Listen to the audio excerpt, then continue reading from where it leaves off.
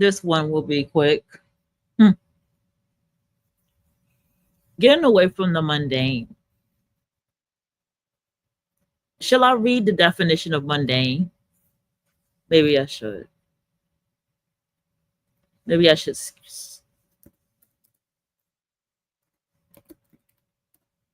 No. Maybe I should just go ahead and just share the screen and show you what.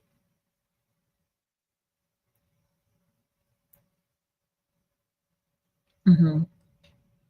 Of relating to a characteristic of the world, characterized by the practical, transitory, and ordinary, commonplace, the mundane concerns of day-to-day life, of or relating to a characteristics of the world. Mundane. Let's look at mundaneness. Okay. All right. So we got the definition of mundane. We're not getting to that etymology. Fuck. The synonym is earthly, worldly, mundane, earthly, worldly, mundane. Okay.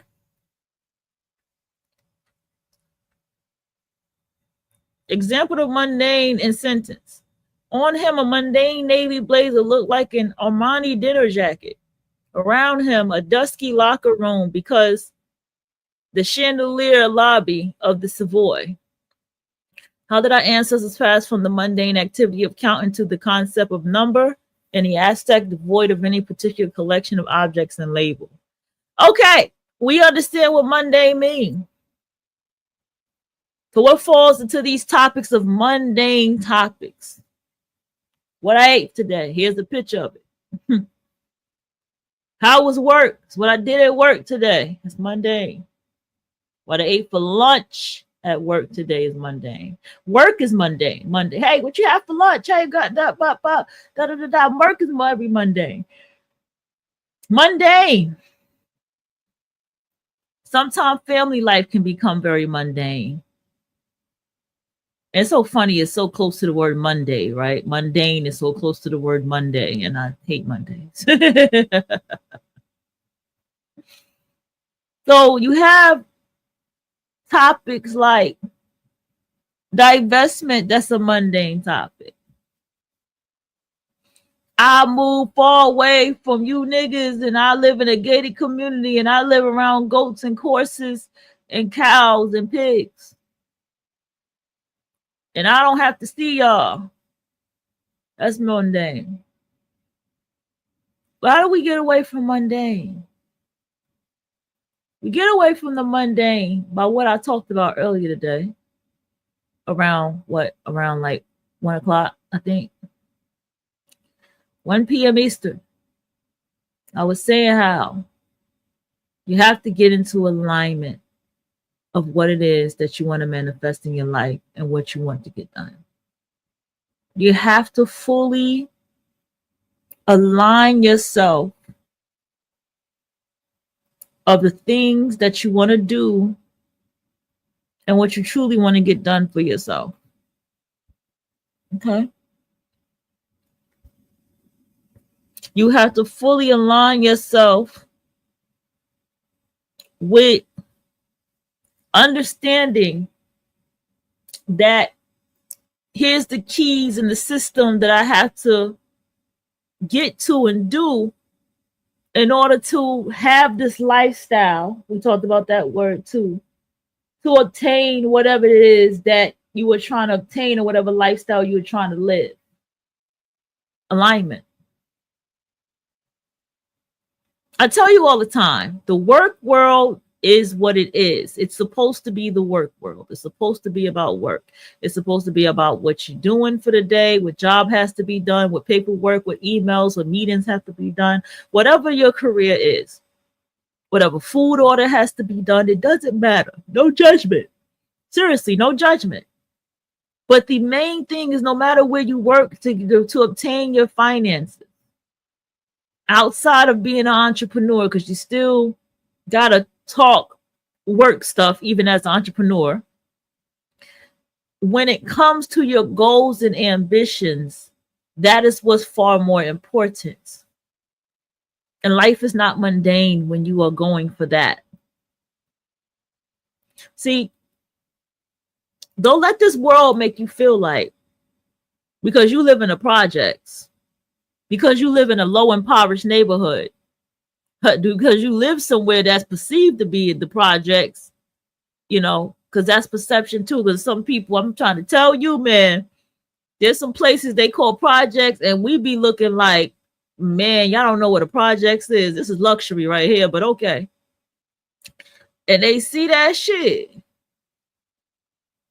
And let me fucking tell you something.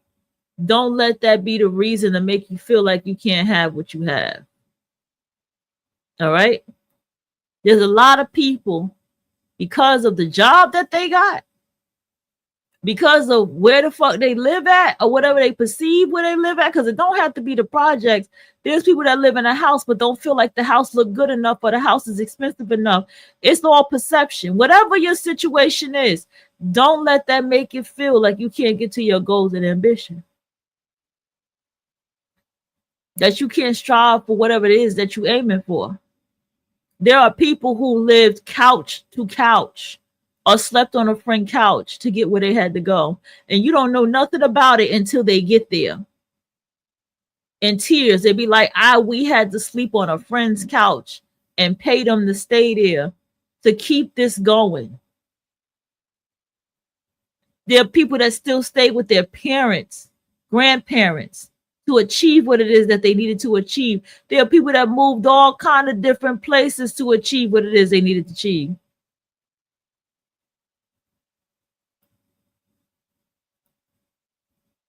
But don't let nobody make you feel like you can't go out here and go for something because of that, this, that, and the third. And I'll say something else too. Mundane is a hard one because everybody can pull you into the mundane, right? Everybody's conversation could just pull you into mundane. You just want to roll your eyes and your social battery just gives the fuck out. Can't do it no more.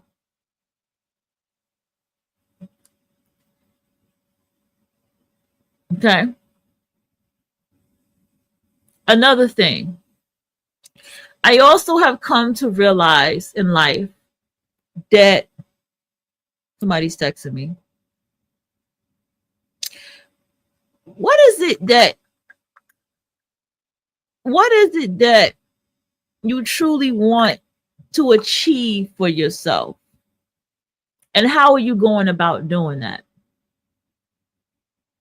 You understand 2025, and even before this, it is so much resources at the palm of your hand, right here online, and not just online, in your local neighborhoods, depending where you live at, your local counties or counties around you, whatever, for whatever it is that you want to do. You have people who you have resources to go to school for free. I done drilled that in your head a million times. You can go to school for free online, across seas somewhere for free, courses for free, credited courses for free. Go look it up, do your research about what I'm talking about. Blew my mind too. I said, what the fuck? I could take a course in Japan and I can get a credit for this course. And you have to, there's rules and stipulations to getting that credit for that course, but you can't get credit for the course. Then I also looked at something else. I realized there's a formula to success. There's an actual formula to success. I was saying to myself, masterclass started, I'm going to aim and say 2016, 17, okay? I was around when masterclass first came out, and it was around that time. And I was like, it started off very small, y'all. Y'all have to understand, masterclass started off super small. I think you had the top like 3 people, 2 people, 3 or 4 people, celebrities that was in different topics that were talking. And then of course, Gordon Ramsay got on board, and then all these other people. And then when I saw Shonda, I definitely ran over there. That's where it started for me. And then after Shonda, and everybody started picking up. But it was a lot of actors. It was very small. It was a very small category of writers. It was Shonda. It was James Patterson. And that's it. Because even Judy, if anybody know who Judy Blume is, Judy still came on board later too. But it was a very small. But now you go to Masterclass, it's a plethora of people and topics. So much I watched one this morning talking about how to talk to your AI. I fell asleep watching it, but I will go back to it. I fell asleep on a creative part because Masterclass just does that, especially if you're laying in the bed. That's why you're supposed to sit up and watch that stuff. And it was talking about AI. They talk about the CIA on there too. They got every damn a gardener, the gardener guy from LA. I remember him. He's still alive. He calls himself the gangster gardener. He on there. I mean, it started off small and now it's like kaboom. Now, the thing is, I got a little discounted thing over there because I've been with them from the beginning. I went back to my old account. And I'm like, damn, I have been over here since the beginning. I started seeing the classes and courses I took and shit that I didn't even know that I was like, damn, I forgot about this. And now it's better because now while you watch it in each lesson, you can type in your notes. And you can go back through your notes anytime when you go back to, to your folder and stuff of all the videos they tell you what ones you completed, you almost finished with, you started and didn't finish. They list it all out for you. And these are scholars in the game.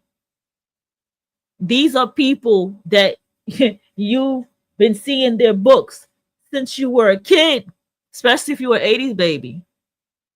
Even you Gen Xers, I can count y'all in too. There's writers that you've been seeing their books for years. And they're on Masterclass telling you the formula of how they write and what they do. You can't ask for anything better. This is the great time to be in. And we can't sleep on any other like Craftsy, okay? Free libraries out here. You can download books anytime. We can't sleep on things like even YouTube, where you can learn and take a full course on something. But I'm talking about the scholars and connecting to them. Getting away from the mundane. It's very simple. If you want to get away from the mundane, you have to just stay focused on the things that's important to you, the things that fulfill you, the things that make you happy in your life. That's how you stay away from the mundane. That's how you stay away from getting into arguments and debates with people. That's how you stay away from he say, she say. That's how you stay away from just complete unnecessary drama in your life, is by staying away from anything that has anything to do with a goddamn mundane ass motherfucking topic that don't got nothing to do with you. Okay? That's how you do it. Another way to stay away from the mundane.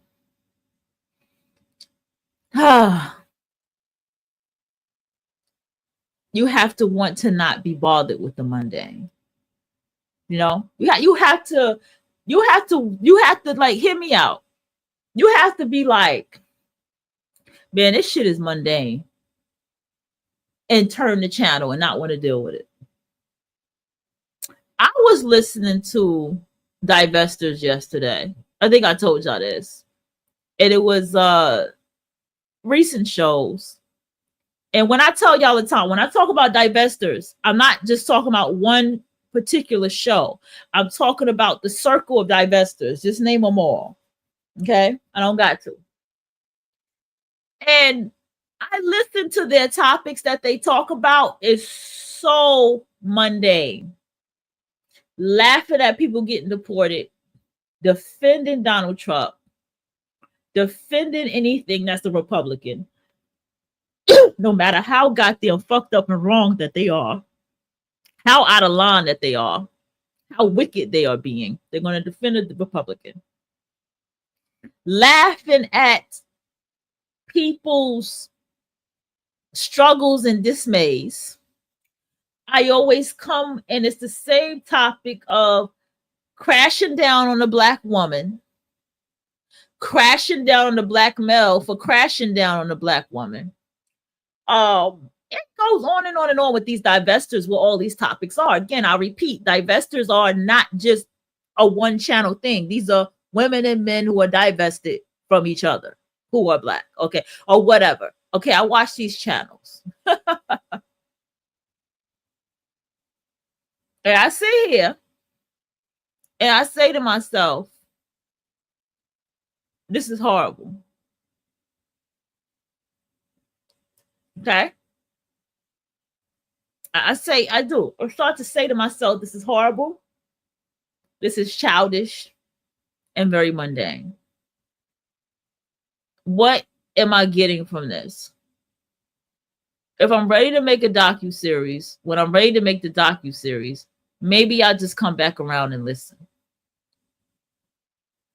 But other than that, I can't see myself getting involved in any of this. It's going to be nothing but trauma, entertainment. Okay. It's going to be nothing but let me give you an example of why you need to leave them. And then we see some traumatic shit and some traumatic looking eyes and traumatic looking hair. And then more trauma because somebody's defending somebody that shouldn't be defended. This is what happens in the circle.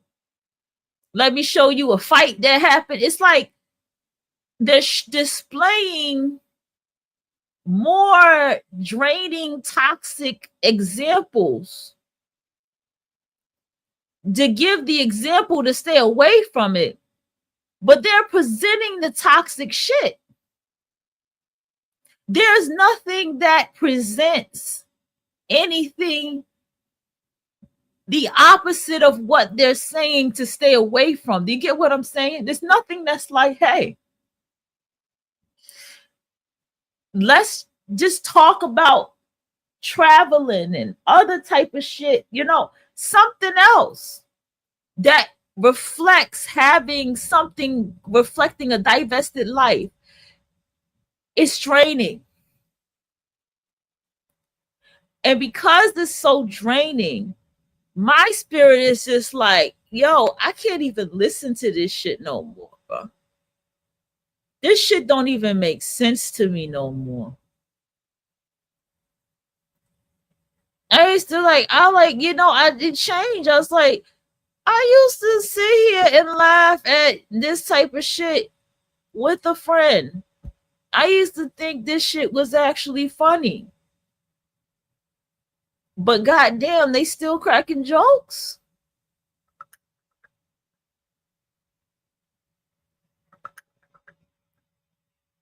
Okay, they still cracking jokes. When it like, and y'all still calling her this black woman this name, and y'all doing the same shit. And that's what makes me go away. Anyway, I gotta go eat. I'll continue this tomorrow, maybe.